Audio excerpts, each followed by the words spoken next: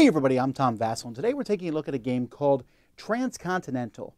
This is a game that I was really excited about. First of all, building the Transcontinental Railroad is an interesting theme to me, which I'm glad because this book comes with a bunch of historical notes that talks about all the different people involved, the different scandals, all the different things. It's just a fascinating thing, and I love when games include this. But be that as it may, we're here to talk about the actual game itself. What this game has is a kind of an interesting worker placement game where you're putting out telegrams, your workers, on the board. And then a train's going to move back and activate them. But the train moves in both directions. So when the train comes by the first time, you can activate them, or you can wait till it comes back the other way to activate them.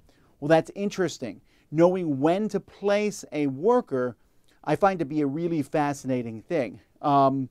Games like Viticulture do that. So that plus this one looked gorgeous. So let's take a look at it and we'll be right back. I'm not going to go over everything in this game, just kind of give you some high-level concepts of how it works. But I do want to talk a little bit about these components. On one hand, they're very beautiful, but I do have a big problem with how this board is set up in the sense that, hey, it's not a board, and oh my word, this game could have so much benefited from a board that just had all these tiles placed on it and showed you where the tiles went, because setting this up is a little bit of a bear. You know, it looks all beautiful and everything, but again, this fits in between these two tiles here, and you notice because there's a little dotted line, just one board with all this stuff, a lot of it pre-printed on the board, I think would have helped a lot. It's kind of cool to have all this stuff like this, but it adds to the setup time unnecessarily. I'm also not a big fan of the shields that are included with this game. They have these spots here to keep the resources that you're bidding from the different types, and then you put a shield around it. You use the shield once every round in a very, very quick way. I would have almost rather just goods be in hand somehow. The shield does give a lot of information how to play the game, and this is good because the rule book, frankly, is awful. There's lots of information here, but it's all over the place, and learning to play this game from the rule book is quite difficult. But let's talk a little bit about this game. So it's essentially a worker placement game. And in rounds of this game, the train, which, by the way, is another small component thing. This irritates me that the train moves sideways like this.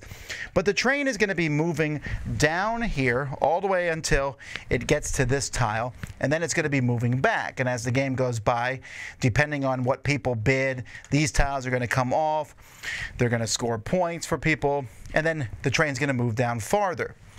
Players are placing these tokens down, and you can place the tokens down as the train is moving westward, but you could also place them so that as it moves eastward.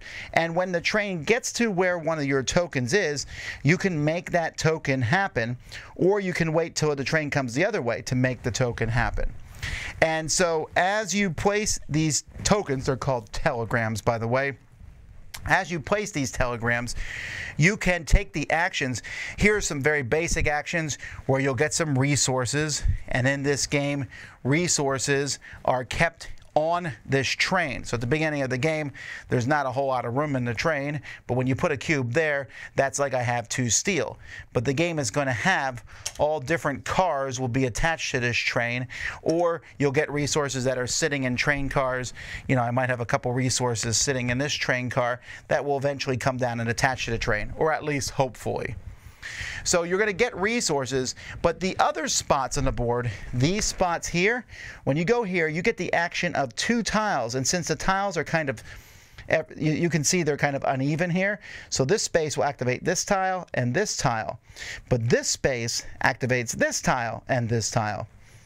Each of these spaces has resources that can be placed down. By placing these resources down, you're going to be scoring points, and you have the opportunity to put buildings down and then have, like for example here, a lumber mill, which you'll then be able to use.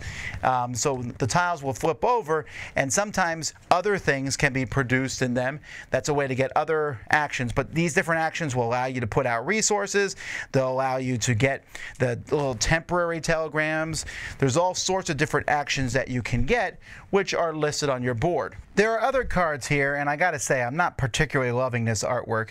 These are cards that you can draw that will give you some powerful actions, or sometimes the small ones like this one here. Acquire 1 grain and 1 wood. Here you can place a telegram, and if you place it on a certain spot, you'll increase a port supply to 3. Here you get some stuff, and as you go farther down, the cards also get better. You can portage 2 resources. If these 2 resources are navies, then you can trade different resources. So getting these cards is one of the actions, and then just basically opening up buildings on the board. And when you put these buildings on the board, as you put these resources out, it's possible that other people can help and can contribute to building these buildings, and based on turn order, and I want to stress it in this game, turn order, which by the way is an action you can take to go to the front of turn order is so critical because there's a lot of ties in this game, and it can determine who gets to put the buildings on the board and use these buildings, and that can be worth a lot of points. So this is going to continue on. So the train is going to move up, and people will be taking actions, and then moving back, and people will be taking actions when it moves back. Then there's going to be an auction for players, and they're going to get points by taking these tiles and moving this down farther. Then the train's going to move and go back again. It's going to keep moving down. It's going to take a certain number of circuits until you get to the end, to the Pacific, till you get to this tile here, and then these extra tiles will just go to player as extra points. Now, what I just explained to you is but a small fraction of all the little small rules about how you connect trains, how goods work in trains, but hopefully this gives you an idea of how the game works. Now, there's a lot of things I really like about this game. I'm a big fan of the fact that when you place a telegram on a spot, each spot feels very unique because it's between 2 different tiles. So I'm sitting there going, oh, you went between the 2 tiles I wanted to. Now I have to decide if I want to put my telegram on the tile that's after yours that gets one of the tiles I wanted, but a different tile which I don't want as much. And there's a nice ebb and flow to, at the beginning, as the train moves down, there's all the different boats that come in that drop off the resources, and then there's the turn order thing, and you only have 3 guys. You have to decide when to place them. Do you decide to place them as the train comes up? And then as the train comes up, sometimes it hits one of yours and you go, I don't want to use these actions just quite yet, and then you wait till it comes back the other direction. And when it hits the end, if you have any of your telegrams left, you can place them as it goes back down. Fascinating. But this comes at a very high cost. Now, I already mentioned the really bad rule book. I'm really not a fan of this rule book at all. There's a lot going on in here. But where the game really falls apart is in the analysis paralysis. The game offers a lot of choices. So most worker placement games that you put out a worker, there's many different places to put that worker. But in this game, you start with a few of those, and it's going to increase as the game goes by. But you have different times to do that, and so the game kind of slows to a crawl because the train moves one spot. That person takes their actions. The first couple are easy. Take resources, take player turnover. But after that, when you go to one of these spots, that spot offers more than one thing to do sometimes. And you sit there and go, I don't know if I want to do this or that. And you know what? This is going to let me build a building. Then other people have a chance maybe to jump in and also build that building. And then those people have to decide. And wow, the time frame on this. This says 75 to 150 minutes. So that's 2.5 hours on the top end of it. I don't believe that's correct.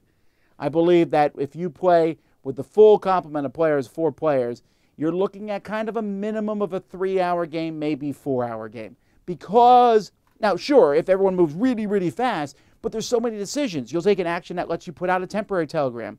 So suddenly the game comes to a screeching halt as that person decides where to put that telegram.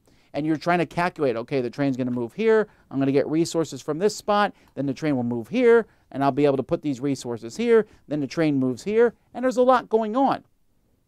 And some of the game, like the auction, feels a little dysfunctional. The train itself with the different resources, a cool idea, but it just feels like there's a lot of different rules. Like resources slide to the front, and then resources on the train, you have to decide if you're going to use them for bidding or for building buildings, and there's no real concept of how much a lot of things are worth to getting points. The cards, while an interesting concept, some seem infinitely better than others. It's good to get cards, but you know, when you get a card that really helps you out, and I get a card that gives me 2 resources of a pile I already have, they don't seem necessarily like they fit in a very thinky game.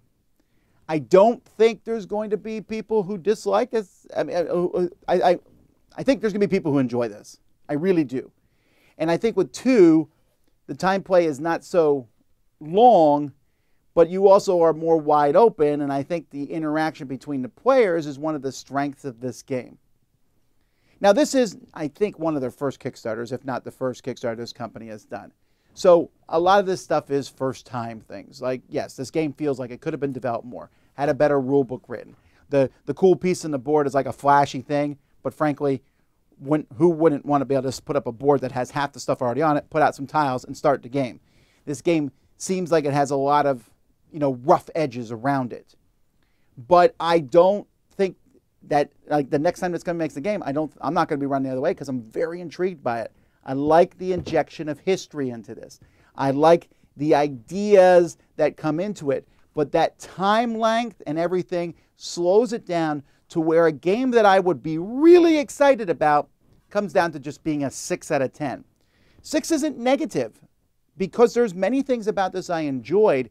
I just don't want to sit around for sometimes 5-10 minutes waiting for my turn to do some sort of action. And there's the occasional twinge of just annoyance when a player turn order or something causes you to lose a lot of points. There's some kind of evil things that can be done in this game, which I guess is thematic. But in a very long game, hurt more than they would in a shorter one. So a shorter time, a more streamlined game, a better rule set, and I would have given this one probably a much higher score. As it is, I think a 6 out of 10 is kind of where I sit on this. I like what this game is trying to do. I just think it could get there a little faster and a little smoother. Like modern trains, anyway. All right, so that's Transcontinental. I'm Tom Vasel. We'll see you next time.